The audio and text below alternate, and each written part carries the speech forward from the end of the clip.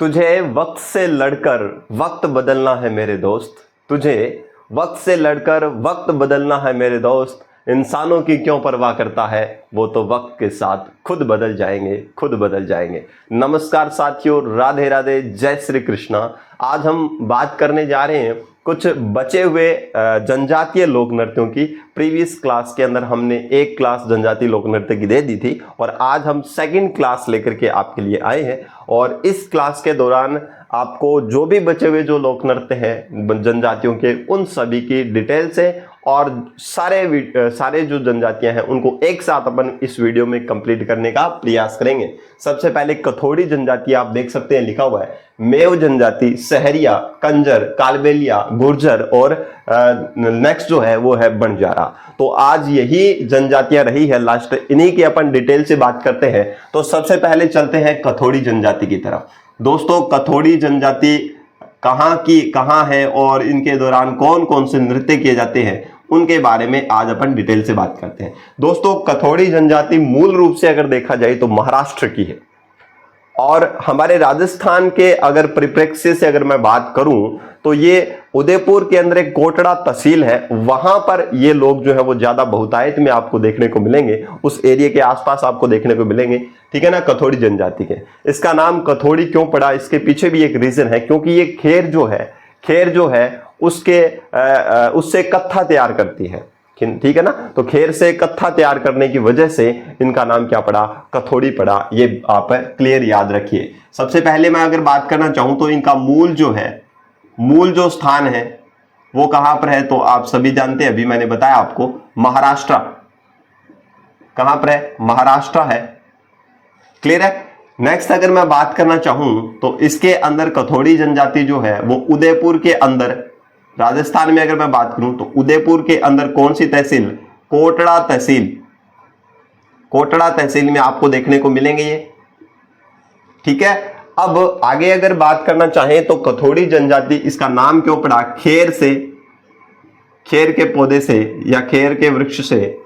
ठीक है ना, खेर से क्या तैयार करती है, कत्था तैयार करती है। क्या तैयार करती है दोस्तों, कत्था तैयार करती है। और इसी कत्था तैयार करने की वजह से इसका नाम क्या पड़ा, कथोड़ी पड़ा। ठीक है ना, क्या नाम पड़ा, कथोड़ी पड़ा। ये क्लियर याद रखें। इसके नृत्य की अगर मैं बात करना चाहूं तो दोस्तों याद रखिएगा, पहला जो नृत्य है, एक याद रखिए होली और एक नृत्य याद रखिए मावलिया। ये दो नृत्य है, मावलिया,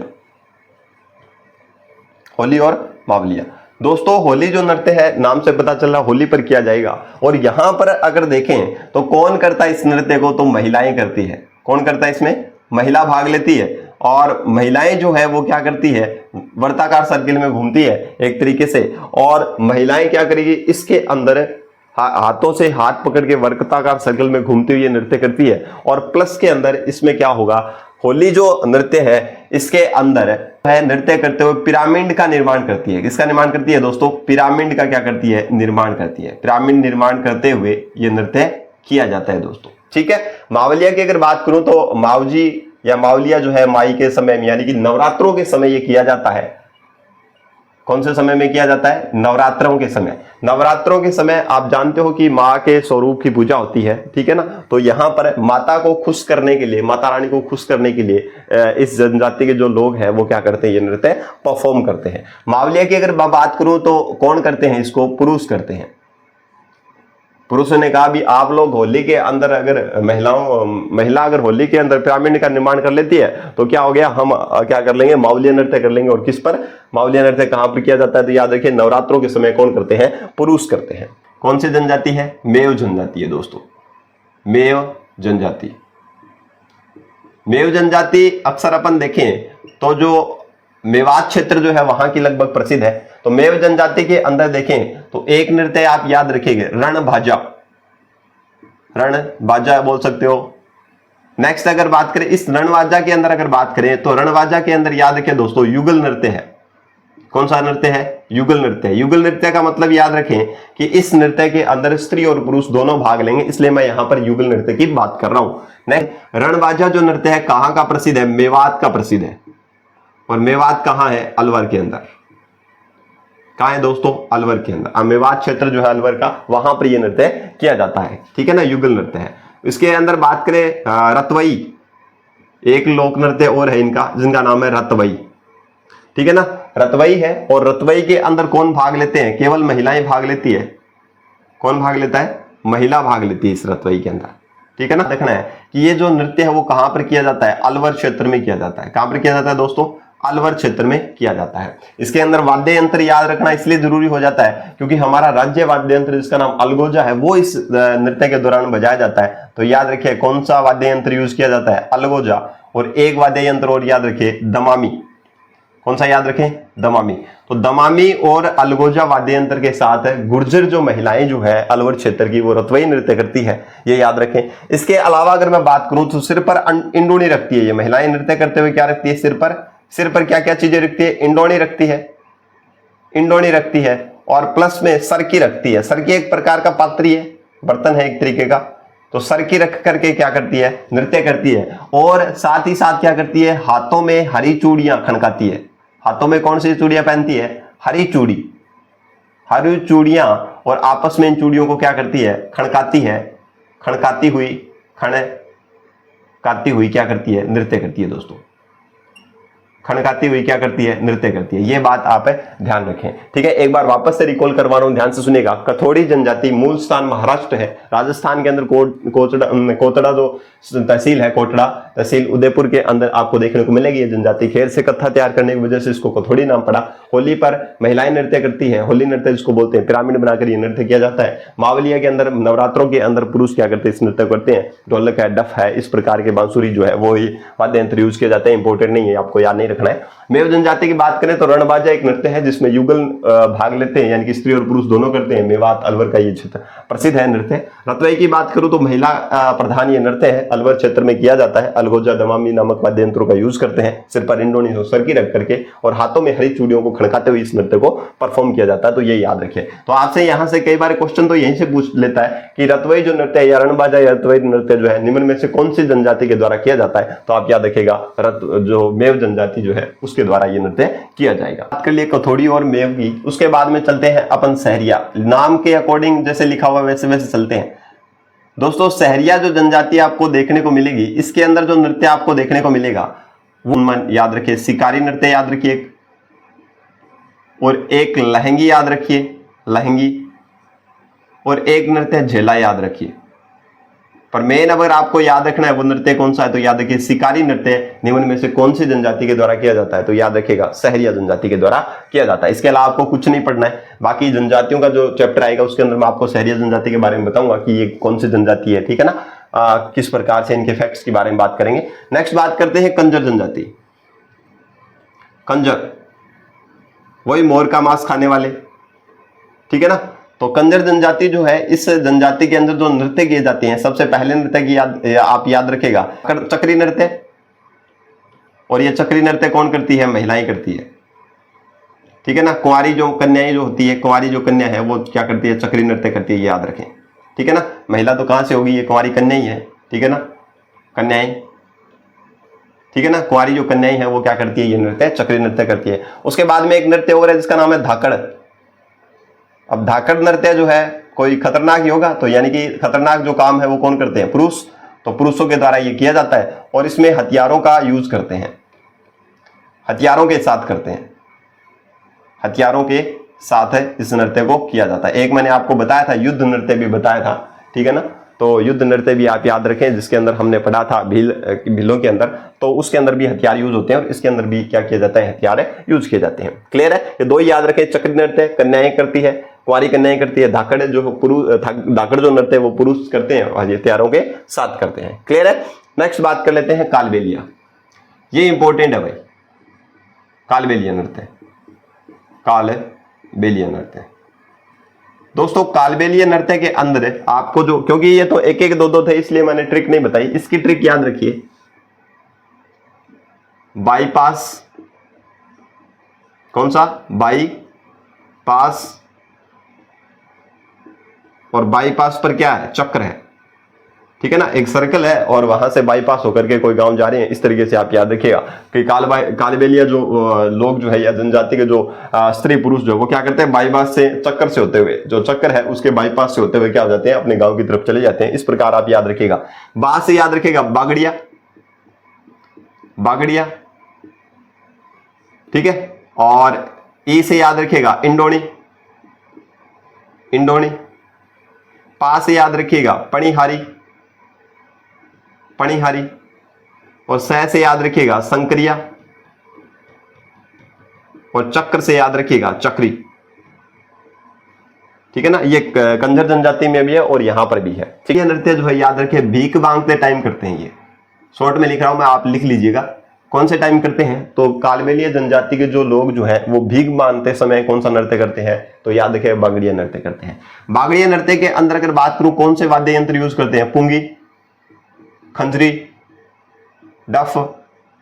तो इस प्रकार के कुछ वाद्य यंत्रों का क्या किया जाता है, इस नृत्य के दौरान क्या किया जाता है, यूज किया जाता है। मेनली अगर पूछेंगे आपसे तो ये पूछेंगे कि कालबेलिया नृत्य वह कौन सा कालबेलिया नृत्य है जिसके अंदर जो लोग जो है वहां के या कालबेलिया जाति के जो लोग है, जनजाति के जो लोग है वो भीख मांगते हुए नृत्य करते हैं। तो याद रखेगा बागड़िया, ठीक है ना, ये याद रखें, ये इंपॉर्टेंट यहां से ये हो जाता है। इंडोनी का नृत्य जो है वो याद रखें, ये युगल नृत्य है। कौन सा नृत्य है, युगल नृत्य है, ठीक है ना, युगल नृत्य के तौर पर आप इसको याद रखिएगा। नेक्स्ट अगर बात करें पणिहारी, पानी लाते समय करते हैं, ये पानी लाते समय ये नृत्य किया जाता है, ये याद रखें। नेक्स्ट बात करें संक्रिया, संक्रिया एक प्रेम कहानी पर आधारित नृत्य है, प्रेम कहानी पर आधारित एक नृत्य है। और इसके दौरान जो संक्रिया जो नृत्य किया जाता है वो युगल नृत्य है। स्त्री और पुरुष क्या करते हैं, दोनों इस नृत्य के अंदर क्या लेते हैं, भाग लेते हैं। क्लियर है। चक्री नृत्य की अगर मैं बात करूं तो इसके अंदर वर्ताकार सर्किल में क्या करती है, गोलाकार सर्किल में महिलाएं नृत्य करती है। ये कौन करती है, तो महिला करती है, महिलाएं करती है इस नृत्य को।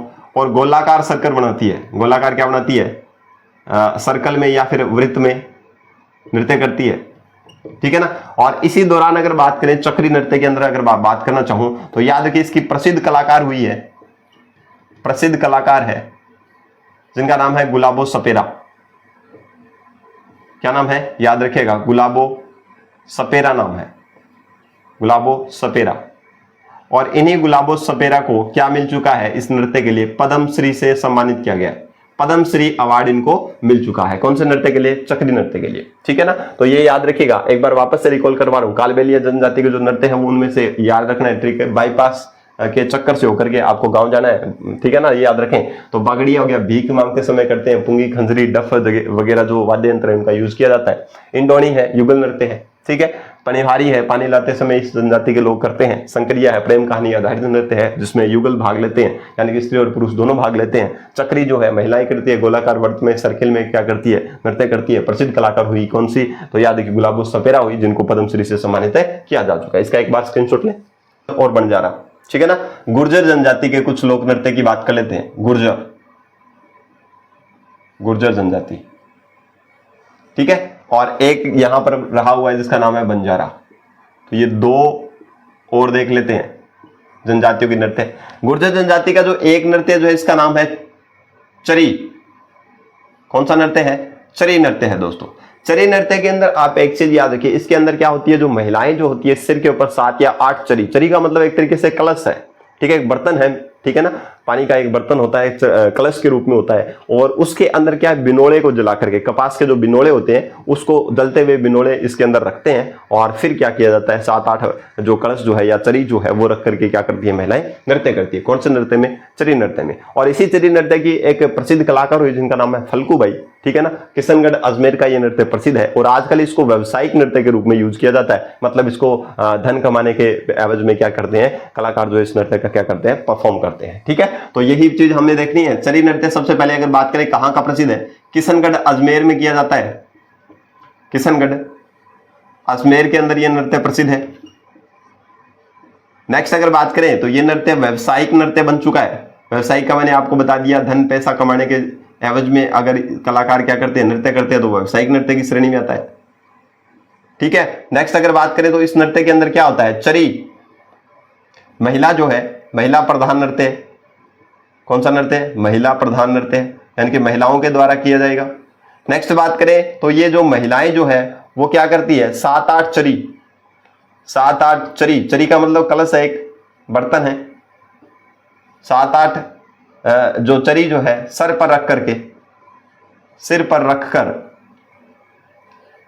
रखकर और उसमें किसके बीज, बिनोले के, बिनोला किसका होता है, कपास का बीज जो होता है उसको बोलते हैं बिनोला, बिनोला के जलते बीज या बिनोला के बीज को जगा करके जलते बीज जो है वो रख करके क्या करती है, नृत्य करती है। ठीक है ना, 7-8 चरी या कलश जो है वो क्या करती है, सिर के ऊपर क्या कलश या चरी जो है वो सिर पे रखती है और इनके अंदर क्या है, जो जलते हुए जो कपास के जो बिनोले हैं, ठीक है ना, कपास के जो बिनोले हैं वो रखे जाते हैं और महिलाएं क्या करती है, नृत्य करती है। ठीक है, किशनगढ़ अजमेर का प्रसिद्ध है। इसकी जो नृत्यांगना हुई है, प्रसिद्ध नृत्यांगना की अगर बात करूं, यहां लिख देता हूं, प्रसिद्ध नृत्यांगना हुई है, उनका नाम है फल्गुबाई, फल्गुबाई, फल्गुबाई। तो कौन सी बाई प्रसिद्ध हुई है, तो याद रखिएगा फल्गुबाई इसकी क्या हुई है, प्रसिद्ध हुई है। ठीक है, नेक्स्ट अगर बात करें, हाँ दोस्तों एक चीज और छोड़ दी है मैंने वहां पर कालबेलिया वाले में, उसमें ऐड कीजिएगा, मेरे ध्यान से निकल गया। तो इसके अंदर याद रखिएगा 2010 को कालबेलिया जो नृत्य है एक्चुअल में वो कौन सा नृत्य है, वो चक्री नृत्य है। ठीक है ना, वो जो गुलाबो सपेरा वाला है वो नृत्य है एक्चुअल में, उसको यूनेस्को ने अमूर्त सांस्कृतिक धरोहर के रूप में शामिल किया था, परंतु वो नृत्य जो है वो कालबेलिया जनजाति के द्वारा किया जाता है, इसलिए इस नृत्य का नाम ही क्या पड़ गया, इस यूनेस्को वाली पुस्तक के अंदर या फिर धरोहर के अंदर शामिल कालबेलिया नृत्य के नाम से उसको शामिल कर दिया गया। तो 2010 के अंदर को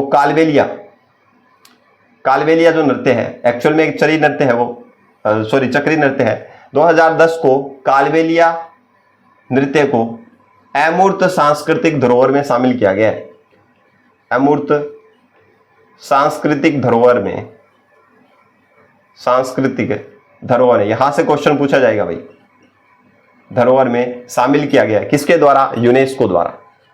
किसके द्वारा, तो याद रखिएगा यूनेस्को के द्वारा, कि कब कालबेलिया नृत्य को कब यूनेस्को की इस अमूर्त सांस्कृतिक धरोहर में शामिल किया गया, या फिर कौन से नृत्य को, कालबेलियों के कौन से नृत्य को, या फिर सीधा बोल सकते हैं कौन सी जनजाति के नृत्य को अमूर्त सांस्कृतिक धरोहर में शामिल किया गया, तो याद रखिएगा कालबेलिया नृत्य को, जिसमें एक्चुअल में कौन सा नृत्य है, वो चक्री नृत्य है। ठीक है ना, नेक्स्ट याद रख लेंगे ये वाली।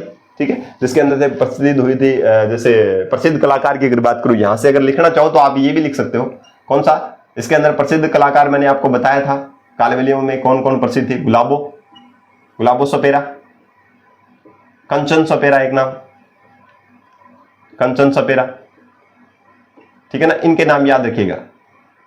ठीक है, गुलाबो हो गया, कंचन सपेरा हो गया, ये इनकी क्या है, मुख्य याद रखिएगा आप। एक कामली कुमली है, वो भी आप याद रखने की ज्यादा जरूरत नहीं है, पर आप इतना याद रखेंगे तो काफी है। बंजारा नृत्य की अगर मैं बात करना चाहूं दोस्तों, तो इसके अंदर एक नृत्य किया जाता है मछली नृत्य, मछली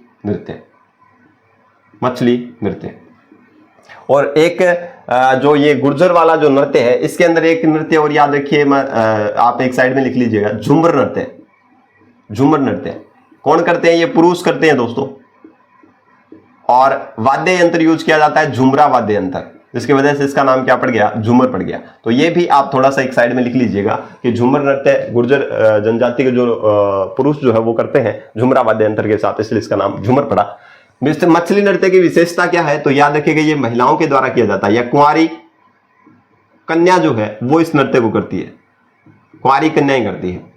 ठीक है ना, कहा जाता है कि मछली नृत्य के अंदर ये खुशी के साथ शुरू होता है और गम के साथ इसका अंत होता है। खुशी के साथ शुरू तो खुशी के साथ होगा, और अंत जो होगा यानी कि लास्ट में गम के साथ या दुख के साथ इस नृत्य का क्या होता है, अंत होता है। कैसे होता है अभी मैं बताऊंगा आपको। प्रसिद्ध कहां का है, तो याद रखिएगा लगभग बाड़मेर क्षेत्र जो है वहां का ये प्रसिद्ध माना जाता है, बाड़मेर एरिया का क्या माना जाता है, प्रसिद्ध माना जाता है। अब मैं बताता हूं ये इसमें क्या कहानी है। मछली नृत्य जो है वो दोस्तों उसके अंदर क्या होती है, जो कुंवारी कन्याएं जो होती है वो ठीक है, पूर्णिमा के दिन चंद्रमा जो होता है उसको क्या करती है, अपने पति के रूप में स्वीकार करती है और इसी खुशी के अंदर वो क्या करती है, उसकी इच्छा या उसकी लालसा के लिए अपने पति को प्राप्त करने के लिए चंद्रमा के रूप में इस नृत्य को परफॉर्म करती है, ठीक है ना, इस नृत्य को करती है। और धीरे धीरे नृत्य करती हुई जब वो हार थक कर उसका जो मनोबल धीरे धीरे टूटने लगता है, उसको चंद्रमा पति के रूप में नहीं मिलता है, तो वो धीरे धीरे थक करके क्या हो जाती है, फिर जमीन पर गिर जाती है और मछली की तरह तड़पने लगती है, इसलिए इसका नाम क्या पड़ा, मछली नृत्य पड़ा। तो सबसे पहले इस नृत्य के अंदर खुशी जाहिर की गई, कैसे कि उसने कामना करी थी चंद्रमा की और उसको अपने पति के रूप में स्वीकार करने के लिए वो खुशी खुशी में इस नृत्य को प्रारंभ करती है। और जैसे जैसे टाइम निकलता है और उसको वो इच्छित जो वर जो है चंद्रमा के रूप में वो नहीं मिलता है, तो वो क्या हो जाती है, हार थक करके क्या हो जाती है, नीचे गिर जाती है और मछली की तरह तड़पने लगती है, इसलिए इसका नाम मछली नृत्य पड़ा था, ये याद रखिएगा, ठीक है ना। तो खुशी के साथ शुरू होता है और लास्ट में जब चंद्रमा नहीं मिलता है वर के रूप में, तो वो क्या होता है, गम में बदल जाता है ये नृत्य। तो इसलिए ये नृत्य याद रखिएगा। मछली नृत्य जो है वो कौन सी जनजाति के द्वारा किया जाता है, बंजारा जनजाति के द्वारा किया जाता है। दोस्तों ये कुछ छोटी सी कहानी थी इस मछली नृत्य के बारे में जो मैंने आपके सामने डिस्कशन की है। तो दोस्तों आज हमने कुछ कितने लगभग 5-7 जो है 7-8 जो है वो जनजातियों के लोक नृत्यों की बात की है। तो उम्मीद करता हूं कि आपको ये सेशन शानदार लगा होगा। और दोस्तों एक चीज कहना चाहूंगा, अगर शानदार लगा है तो अपने साथियों तक जरूर शेयर कीजिए। जितना ज्यादा आप शेयर करेंगे उतना ही ज्यादा एक मनोबल बढ़ेगा और उसके बेसिस पर आपके लिए और ज्यादा बेहतर करने का प्रयास करूंगा। तब तक के लिए अपन एक मिलते हैं एक नए टॉपिक की तरफ, ठीक है ना। एक नए टॉपिक को लेकर मैं आपके सामने प्रस्तुत होऊंगा। तब तक के लिए जय हिंद, जय भारत।